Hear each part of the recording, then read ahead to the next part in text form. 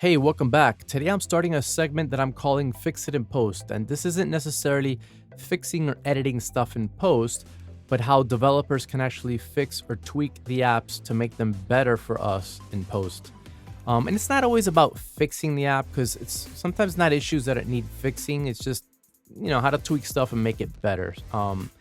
As you see, I have DaVinci Resolve on my screen right now, but we're going to be looking at multiple applications in this segment. All right, so first up is DaVinci Resolve, and this is just something that really annoys me. It may not bother anybody else. Feel free to comment and tell me that. But this is just a little thing that every time I run into it, it really bothers me. Here I have a spot that I created here on the timeline that I want to drop a clip into. And I want to just grab video only, and I want to drag it over and drop it in here.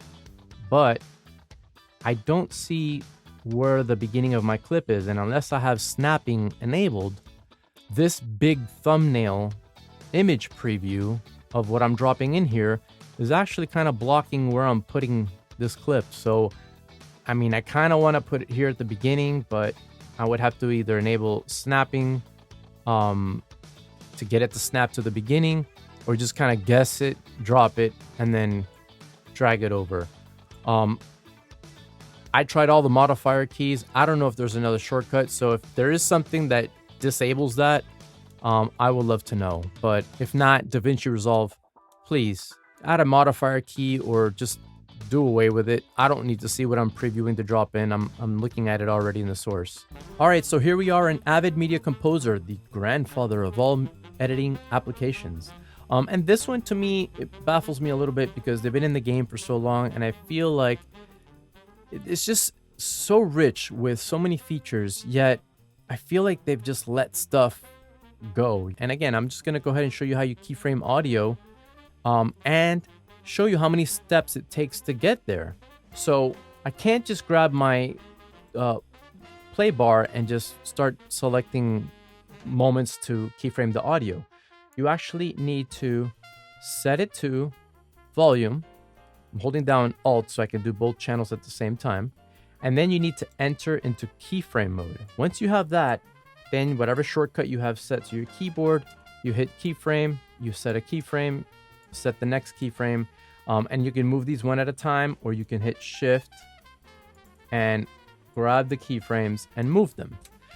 But see, I just hit a lot of keys and did a lot of steps just to keyframe some audio. And I feel like, whether it's DaVinci Resolve, Premiere, Final Cut, you're not having to take all these extra steps. You just keyframe your audio, you keep moving, you're editing, you're flowing. And it's slow. It's a slow process. And I would love to see Avid address this and make it a little bit more streamlined, a little bit easier. All right, now we have here Adobe Premiere Pro. This is one that, again, might not bother everybody, but it really bothers me. I have a simple clip here on the timeline, and just real quick, I want to keyframe the audio. And notice that when I click the audio file, the clip turns white. Everything turns white, and it's Premiere's way, Adobe's way of saying, hey, you selected the clip. I have an issue with this when I'm trying to keyframe my audio because, well, one, I don't have great eyesight, and it almost kind of blends in here with the waveform and everything that's happening. So it to me, it becomes really busy. And yeah, you can go ahead and get in here and do your keyframing and get it done. But to me, it becomes really busy. I don't know. And it really messes with my eyesight. Again, this may be something that only bothers me. Forgive me. Don't rip me in the comments, but I just feel like there's a better way of doing this. And I'm going to switch over real quick to Resolve and show you. Resolve, when you grab a clip, it gives you a red outline of the clip, but it doesn't change the color of the clip. So for me, this line doesn't change. I could see it without an issue. And it becomes real easy to come in and just set the keyframes that you want, wherever you want to set them.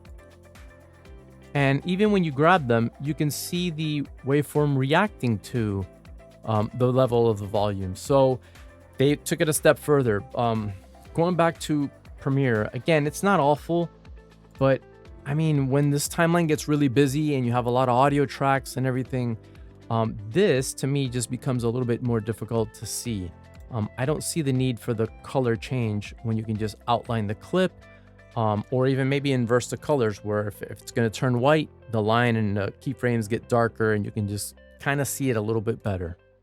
Okay, and here we are in Final Cut Pro, and to start off with a positive and piggybacking of what I just said about Adobe Premiere's keyframing, you grab a clip here in Final Cut Pro and perfect yellow highlight. The clip doesn't change color either. It's real quick to get in here, grab a keyframe. It's the same as DaVinci Resolve. You have the same interaction with the waveform. Again, going back to Premiere, I think they need to tweak that a little bit better. This is very easy to see, easy on the eyes. It could get busy and I could still see it. But this is the thing that I think Final Cut Pro needs, and don't kill me in the comments, peeps, because I know this has been a topic on forums and stuff, but I understand the roles and the lanes and everything. That's how Final Cut works, but I would really love to see a mixer in Final Cut. I'm sorry, sometimes I'm doing multiple things in these editing apps, and it's easy for me to drop audio plugins on the mixer, create a send. Just there's a lot you can do with the mixer, and I just find it odd that you can export audio from Final Cut into Logic, which works on tracks. Again, I would love to see a mixer in Final Cut Pro. Anyways, I hope you guys like this segment. I'm gonna try to come up with some other segments of Fix It in Post. I have some ideas of other features in all 4 of these apps, and I hope that these videos can kind of get to the developers, and perhaps if some of these ideas are good or worth visiting, that they could fix them, tweak them, or make them better. Maybe they got better ideas. I don't know. Anyways, leave your comments, stay healthy, and stay safe.